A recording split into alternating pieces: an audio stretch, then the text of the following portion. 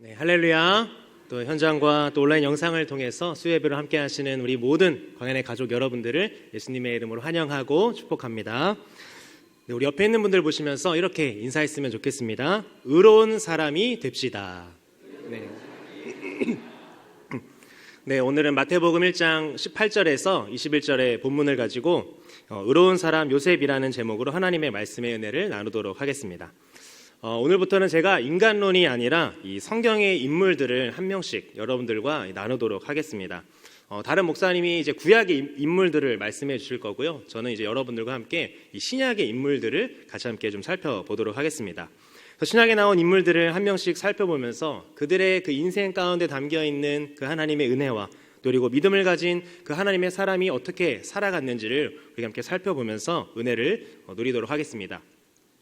네, 오늘은 이 신약에 나온 인물 첫 번째 시간으로 이 마리아의 남편이었던 요셉을 여러분들과 함께 살펴보기를 원합니다. 이 성경에 요셉이라고 하면은 이제 요셉이라는 동명이인이 너무나도 많기 때문에 이 마리아의 남편 요셉이라고 해야 이 정확합니다. 그래서 그 요셉임을 기억하시고 말씀을 들으시기 바랍니다. 마태복음의 첫 장은요, 이 창세기 첫 장과 좀 비슷한 면이 있습니다. 예수님의 그 나심의 이야기가 이 마태복음 첫 장 1장에 담겨 있는데요. 창세기에는 그 첫사람 아담의 창조 이야기가 담겨 있고요. 그리고 마태복음 1장에서는 둘째 아담인 그 예수 그리스도의 나심의 이야기가 담겨져 있습니다. 어떻게 보면은 구약을 시작하는 창세기와 또 신약을 시작하는 그 마태복음이 약간 이게 동일한 같은 내용들이 좀 담겨 있는데요. 그 가운데 이제 하나님께 쓰임 받았던 한 가정이 있습니다. 그것이 어떤 가정입니까? 바로 이 요셉과 마리아의 가정입니다.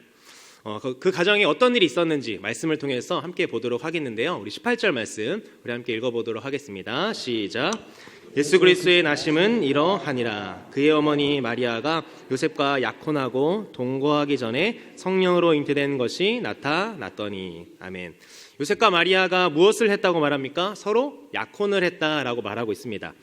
약혼하고 동거하기 전에 이 성령으로 잉태된 것이 이제 드러났다라는 거죠. 여기서 우리는 그 당시의 약혼이 어떤 것인지를 좀 이해를 해야 그 요셉과 마리아의 상황이 어떤지를 잘 알 수 있을 것이고, 마리아의 마음이 어땠는지 또 요셉의 마음이 어땠는지를 좀 우리가 묵상할 수 있을 것 같습니다. 그 당시의 약혼은요, 우리가 생각하는 이 동양의 약혼과는 조금 다릅니다.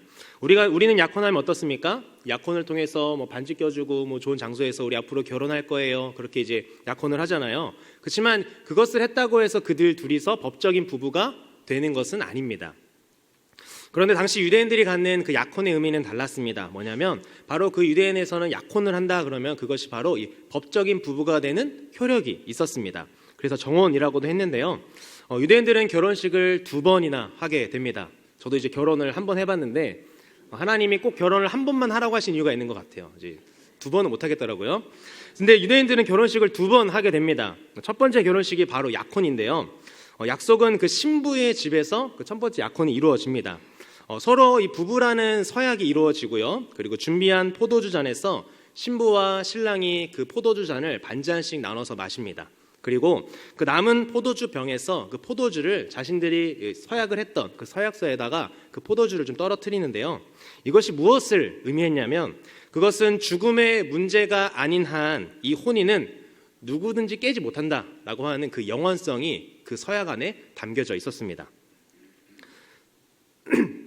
그래서 그 이후에 신부는요, 그 신부의 집에 남게 되고요, 신랑만 자기 집으로 돌아가게 됩니다. 신랑은 돌아갈 때 이 신부에게 말을 남기게 됩니다. 뭐라고 말하냐면 1년 후 내가 어느 날 돌아오겠다라고 그렇게 말을 하죠. 그러니까 정확한 날짜도 아니고 그냥 1년 후에 어느 날 내가 돌아오겠다라고 막연한 그런 약속을 남깁니다. 남편은 그렇게 자기 집으로 떠나게 되죠. 신부를 버리고 도망가는 것이 아니라 그 신랑의 집에 가서 또 신랑이 해야 될 일이 있습니다. 무엇이냐면 신랑은 자기 집에 돌아가서 신부를 데려다가 살 거처를 마련합니다. 1년 동안 준비하는 거죠. 자신의 아버지의 감독하에 신부와 함께 살 집을 1년 동안 마련하는 것입니다.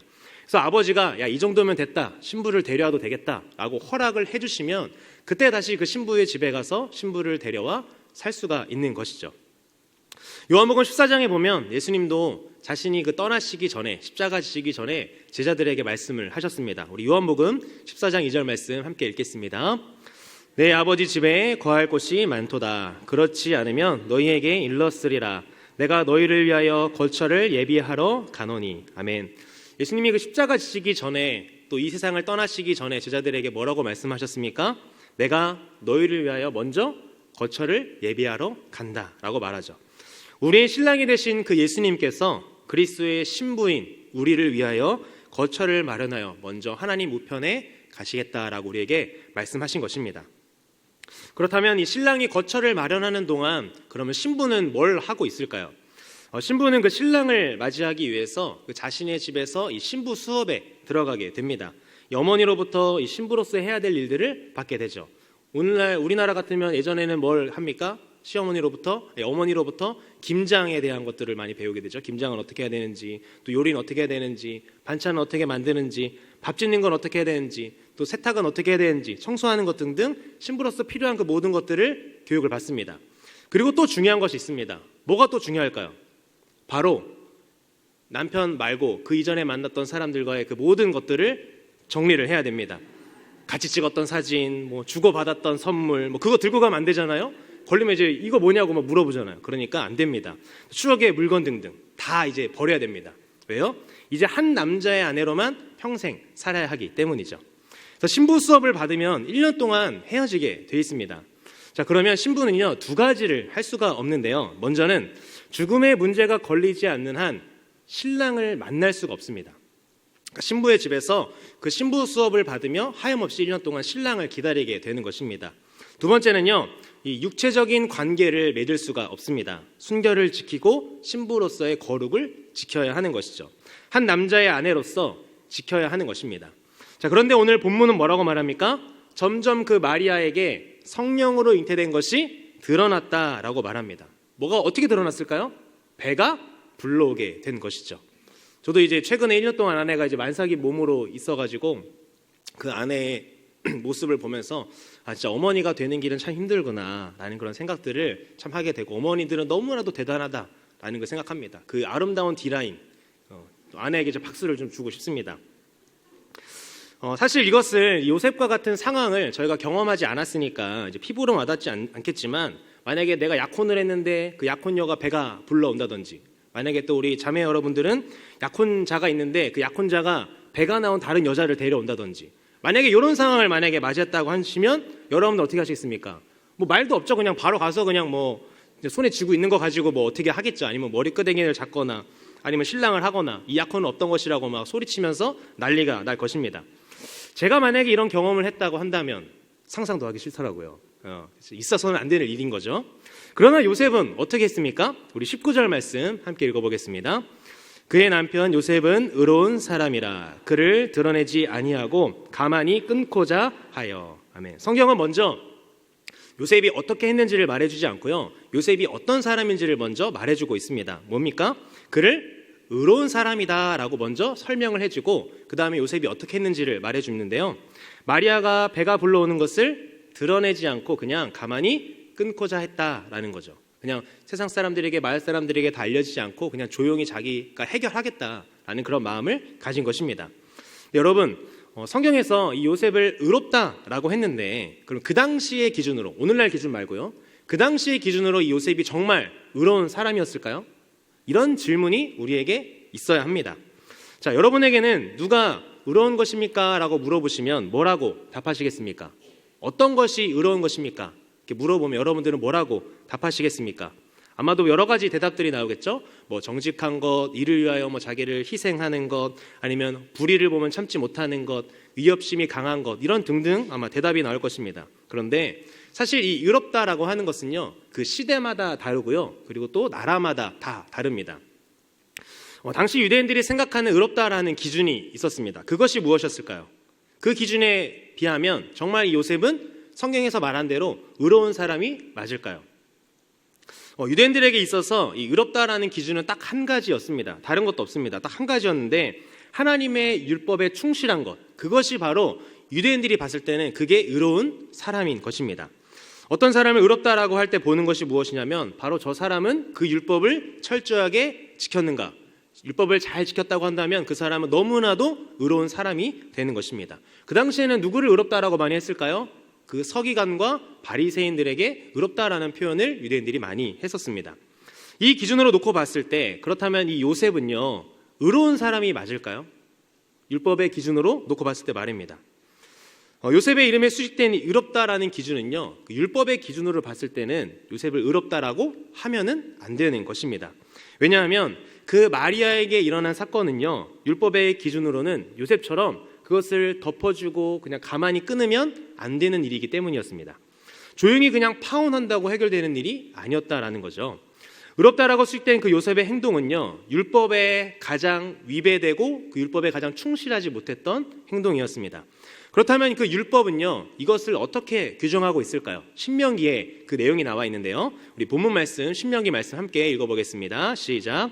처녀인 여자가 남자와 약혼한 후에 어떤 남자가 그를 성읍 중에서 만나 동침하면 너희는 그들을 둘 다 성읍 문으로 끌어내고 그들을 돌로 쳐 죽일 것이니 그 처녀는 성 안에 있으면서도 소리 지르지 아니하였으며 그 남자는 그 이웃의 아내를 욕보였음이라.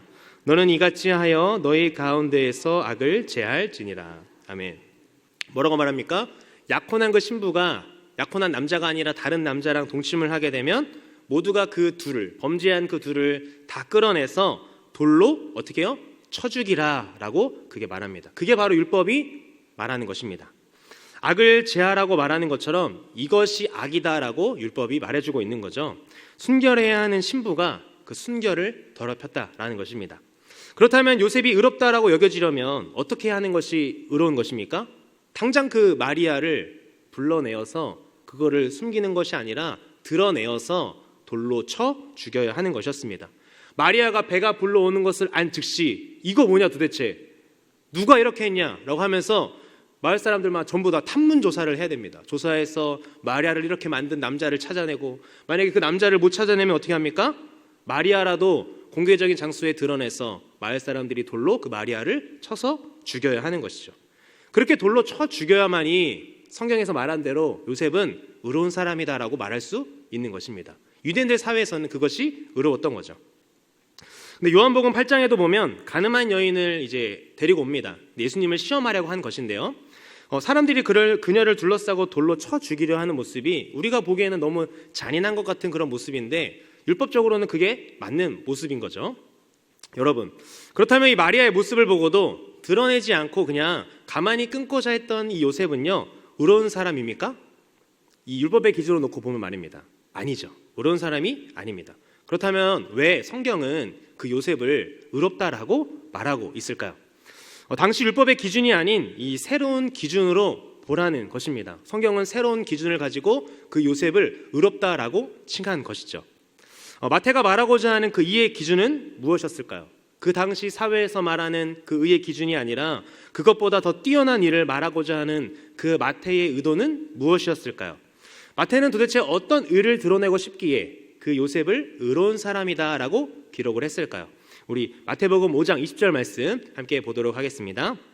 내가 너희에게 이르노니 너희 의가 서기관과 바리새인보다 더 낫지 못하면 결코 천국에 들어가지 못하리라. 아멘. 마태복음 뒤에 이어지는 그 산상수훈의 내용인데요, 거기 보면 예수님이 말씀을 하십니다. 너희의 의가 그 서기관과 바리새인보다 낫지 못하면 결코 천국에 들어갈 수 없다. 근데 그 의가 뭐예요? 율법을 철저히 지키는 거예요. 근데 그 당시 사람들 입장에서는 서기관과 바리새인처럼 정말 지키는 게 힘듭니다. 왜냐하면 그 서기관과 바리새인들은 진짜 율법을 하나라도 어기지 않으려고 너무나도 노력했던 사람이기 때문이죠. 근데 예수님이 정말 불가능한 미션 같은 것들을 말하고 있습니다. 당시에 율법하던 그 서기관과 바리새인들보다 더 높았던 의는 무엇이었을까요? 이렇게 말하는 것은 그들이 가지고 있는 그 사회적인 통념을 뛰어넘어야 한다라고 예수님이 그 당시 사람들에게 말하는 것이고요, 지금 현재 오늘날 우리에게 또한 말하고 있는 것입니다. 율법대로 행해야만 의롭다라고 생각하는 그 당시의 생각을, 그 유대인들의 생각을 그리스도인들은 뛰어넘어야 한다라는 것이죠. 마태복음 5장 7절에서 예수님이 그것이 무엇인지 먼저 말해주고 계십니다. 우리 마태복음 5장 7절 말씀 함께 읽겠습니다. 긍휼히 여기는 자는 복이 있나니 그들이 긍휼히 여김을 받을 것이니요. 아멘. 긍휼히 여기는 자가 복이 있다라고 말을 합니다. 팔복 중에 하나죠. 여기서 말하는 복이요, 그 말이 의롭다라는 말과 이 동의어입니다. 즉 예수님이 구현하고 싶고 드러내고 싶은 그 의의 기준이 무엇이냐면 바로 긍휼이라는 것입니다. 이 긍휼만이 사회적 통념이 요구하는 그 율법을 뛰어넘는 주님이 원하셨던 그 의라는 것이죠. 예수님은 그 요셉의 의를 따라서 이 땅에 태어나셨습니다. 그 요셉이 보여줬던 그 긍휼, 마리아를 드러내지 않고 끊고자 했던 그 긍휼로 인하여서 예수님이 이 땅에 태어나셨죠. 그 요셉의 긍휼로 인해서 마리아가 만삭 동안 보호를 받았고요. 또 예수님을 낳고 잘 키울 수가 있었습니다. 요셉과 마리아가 그 어린 예수님을 사랑으로 돌보았기 때문에 예수님이 이 땅 가운데 나올 수 있었던 것이죠. 그 예수님의 또 의의 절정이 무엇입니까? 바로 그 십자가의 사역이었습니다. 예수님의 의가 아니었다면 그 의가 우리에게 또한 올 수 없었고요. 우리도 의인이 될 수 없었던 것이죠. 우리도 그 긍휼의 은혜를 누리게 된 것입니다. 결론적으로 이 마태복음 전체에 걸쳐서 말하고 싶은 그 의의 기준은 무엇이냐면 바로 그 십자가의 의, 그 십자가의 긍휼인 것입니다. 그래서 성경은 요셉을 의로운 사람이다라고 그렇게 말하고 있는 것이죠. 마리아를 드러내지 않고 덮어 주었습니다. 예수님께서 우리에게 행하셨던 그 구원도 어떻습니까? 우리의 죄를 드러내어서 야, 너 이거 졌지, 이거 어떻게 할 거야, 이거 어떻게 해결할 거야 라고 다 드러내시지 않고요, 예수님의 사랑으로 긍휼로 우리의 모든 허물과 죄악들을 덮어주셨습니다. 그래서 구원은요, 덮어주는 것부터 시작을 하게 되는 것입니다. 예수님의 보혈이 우리의 죄와 그 악을 덮어주어서 하나님께서 우리를 보시고 의로운 자다, 하나님의 자녀다라고 여겨주시는 것이죠. 이것이 무엇이었습니까? 인간론에서 함께 나눴던 이신칭의였습니다. 그래서 구원이라는 그 단어 자체가요, 이 덮다라는 그 어근을 가지고 있습니다. 예수님이 우리를 십자가에서 덮어주셨습니다. 왜 그렇습니까? 만약 우리를 평가하고 따지기 시작하면 우리는 살 사람이 아무도 없습니다. 다 죽어야 하는 것이죠. 그래서 예수님이 십자가에서 우리의 죄악들을 다 덮어주신 것입니다. 이것이 십자가에 나타난 긍휼이었고요, 바로 의였던 것입니다. 마태가 요셉을 통해서 드러내고자 했던 이는 바로 예수님의 그 십자가의 긍휼이었던 것이죠. 여러분, 우리는 얼마나 많은 그 인간적인 의를 드러내면서 살고 있습니까? 자신이 생각했을 때 의라고 생각하는 것들을 나한테도 적용을 하지만 다른 사람들에게도 막 적용할 때가 있습니다. 이거는 이러면 안 되지 하면서 그렇게 막 잣대를 들이대는데요. 그리고 또 조용히 감추기보다는요, 누가 뭐 잘못하면 어떻습니까? 얘가 이렇게 했대 라고 하면서 막 또 그것을 소문내고 드러내기도 하고, 아니면 또 그것을 통해서 다른 사람들을 낮추면서 내 목에 힘을 주고 어깨에 힘을 주고 그렇게 살아갑니다. 내가 이만큼 했어, 나 이 정도의 사람이야 하면서 살아가게 되죠. 그래서 다른 사람의 약점을 보면 숨겨주기보다 오히려 빨리 드러내어 그 사람을 끌어내리고 내가 올라가려고 합니다. 경쟁자를 없애버리려고 합니다. 이것이 바로 인간들이 가진 연약한 모습이죠. 누가복음 18장에 보면 바리새인은 성전에 올라가서 어떻게 기도합니까? 우리 말씀 함께 보겠습니다. 바리새인은 서서 따로 기도하여 이르되 하나님이여, 나는 다른 사람들 곧 토색, 불의, 간음을 하는 자들과 같지 아니하고 이 세리와도 같지 아니함을 감사하나이다. 아멘. 예수님은 자기를 의롭다라고 믿고 그리고 다른 사람을 멸시하는 그 자들에게 이 비유로 말씀을 하셨습니다. 바리새인과 세리가 같이 함께 성전에 기도하러 올라가는데요, 바리새인은 당시 그 사회적 통념인 율법을 지키는 그 일을 통해서 자신을 드러내고 자신을 의로운 사람이라고 생각을 했습니다. 그래서 기도할 때 어떻게 합니까? 주님, 저 세리와 같지 아니함을 너무 감사합니다. 저 사람은 의롭지 않고 저는 의롭습니다 라고 하면서 그 자신의 의를 드러냈습니다. 그러나 세리는 어떻게 합니까? 너무나도 자신이 죄인인 게 부끄럽고 죄송해서 눈을 들어서 하늘을 쳐다보지도 못하고 가슴을 치면서 하나님, 저를 불쌍히 여겨주세요, 그렇게 기도를 합니다. 나는 죄인으로소이다 하면서 회개를 하죠. 하나님께 긍휼을 구합니다. 요셉은 예수님의 의인 그 긍휼을 드러낸 것입니다. 그래서 성경이 요셉을 의로운 사람이다 라고 그렇게 말하고 있는 것이죠. 여러분의 삶에서는 당시 유대인들이 말한 그 의가 아니라 예수님께서 드러내셨던 그 의, 요셉이 행했던 그 긍휼의 의, 이 긍휼을 실천하며 살고 계십니까? 다른 사람의 잘못을 보면 그 허다한 죄와 허물을 나에게 보여주셨던 그 예수님의 사랑으로 덮어주고 계십니까? 아니면 나의 의를 드러내고 있으십니까? 바라기는 여러분의 삶이 그 율법의 기준으로 살아가는 의가 아니라 예수님의 십자가의 그 긍휼의 의로 살아가는 저와 여러분 되길, 하나님의 사람들이 되기를 간절히 소망합니다. 네, 의로운 요셉은요, 누구나 경험할 수 없는 은혜를 그 긍휼을 베품을 통해서 경험하게 되었습니다. 그것이 무엇입니까? 우리 20절 말씀 함께 읽겠습니다. 이 일을 생각할 때에 주의 사자가 현몽하여 이르되 다윗의 자손 요셉아 내 아내 마리아 데려오기를 무서워하지 말라. 그에게 잉태된 자는 성령으로 된 것이라. 아멘. 요셉에게 주의 사자가 이제 현몽했다라고 성경이 말을 하는데, 한마디로 이 말은 꿈을 꿨다라는 것입니다. 꿈에 천사가 나타났다라는 거죠. 당시에는 그 계시의 완성이 성경이 완성되지 않았기 때문에 하나님께서는 가끔 꿈이랑 우림이랑 그리고 선지자들을 통해서 자신의 뜻을 계시해 주셨습니다. 그래서 오늘날은요, 꿈을 통해서 말씀해 주시지 않습니다. 왜 그렇습니까? 계시의 완성인 성경이 우리에게 있기 때문입니다. 그래서 성경을 통해서, 성령 하나님의 감동을 통해서 우리 하나님께서 우리의 마음 가운데 주의 뜻과 마음을 깨닫게 해주시는 것이죠. 다윗의 자손이었던 그 요셉에게 주의 사자가 나타나서 말을 합니다. 약혼했으니 너는 그 마리아 데려오기를 두려워하지 말라. 그러면서 22절 말씀을 통해서 모든 것은 이 선지자들로부터 했던 그 말씀을 이루려 하는 것이다 라고 합니다. 그래서 이사야 선지자의 글을 인용해서 그 요셉에게 말해주는데요, 그 인용했던 말씀이 그 이사야 말씀인데 그 원본 말씀을 함께 읽어보도록 하겠습니다. 시작. 그러므로 주께서 친히 징조를 너희에게 주실 것이라. 보라, 처녀가 잉태하여 아들을 낳을 것이요 그의 이름을 임마누엘이라 하리라. 아멘. 너무나 유명한 말씀이죠. 이 당시는 어떤 상황이냐면 그 남유다 아하스가 남유다를 지배했던 때입니다. 그런데 어느 날 그 북이스라엘이요 바로 아람과 동맹을 맺고 이 남유다를 침공하는 상황이었습니다. 당시 아하스의 마음이 어떤 상태였냐면 삼림이 바다에 흔들리는 것 같다라고 말을 합니다. 그 의미는 너무너무 두렵고 공포스럽다라는 거죠. 그러자 하나님께서는요, 그 두려워하고 있는 그 아하스에게 이사야 선지자를 보내주셔서 이제 징조를 구하라라고 그렇게 도움을 말씀하시죠. 도움을 주겠다. 하나님이 도와주실 것이니 징조를 구하라라고 이사야 선지자가 그 아하스 왕에게 말했습니다. 그랬더니 그 아하스의 왕의 반응이 좀 이상합니다. 뭐라고 했습니까? 성경을 보면 나는 그 징조를 구하지 않겠다. 나는 여호와를 시험하지 않겠다라고 이렇게 말을 합니다. 하나님께 군사적인 다양한 도움들, 자연적인 도움들을 요청할 수 있었는데 그러지 않겠다라고 하죠. 여러분, 이 언급을 보면 이 아하스의 신앙이 어떤 것 같습니까?